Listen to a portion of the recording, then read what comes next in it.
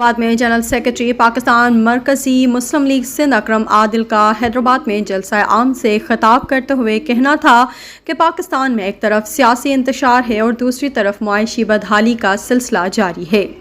حیدرآباد میں مزید کہنا تھا کہ بدقسمتی سے 75 سال گزرنے کے باوجود پاکستان حقیقی قیادت سے محروم ہے۔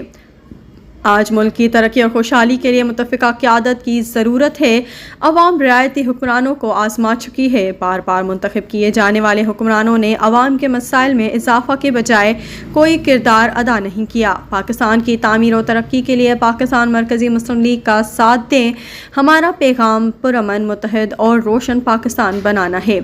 صوبائی رہنما صوبائی سندھ حافظ محمد انور کا خطاب جلسہ عام کا مقصد نظریہ پاکستان کو اجاگر کرنا ہے۔ دنیا میں زندگی گزارنے کے اسلوب اللہ تعالیٰ نے واضح کر دیے ہیں۔ اللہ کے قانون سے منہ موڑ کر امن و امان حاصل نہیں کیا جا سکتا۔ مقدر ادارے اور عوام اللہ تعالیٰ کے قرآن پر عمل پیرا ہو کر دیکھیں، اللہ تعالیٰ ان کو دنیا میں کامیابیاں عطا کرے گا۔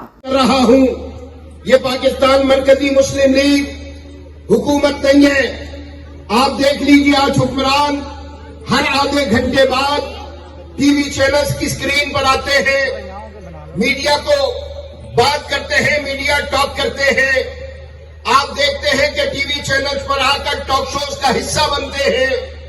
کہیں ترقی کی بات ہوتی ہو، کہیں پر عوام کو ریلیف دینے کی بات ہوتی ہو، کہیں کو ہیلتھ کو بہتر کرنے کی بات ہوتی ہو، کہیں پر تعلیم کو آگے بڑھانے کی بات کرتی ہوتی ہو، تو میں کہتا ہوں کہیں مہنگائی کے بوجھ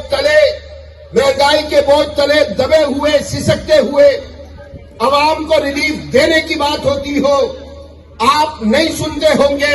میں اللہ تبارک و تعالیٰ کا شکر ادا کرتا ہوں کہ آج سے 75 سال پہلے پاکستان یہ معرض وجود میں آیا۔ اس وقت لوگوں نے بڑی قربانیاں دی، مسلمانوں نے لاکھوں کی تعداد میں قربانیاں دی۔ صبر، برداشت، تحمل کا مظاہرہ کرے گا، اور ہم یہ کہیں گے کہ یاد رکھنا علامہ اقبال نے کہا تھا، فرق قائم ربط ملت سے ہے، تنہا کچھ نہیں، موج ہے دریا میں بے روئے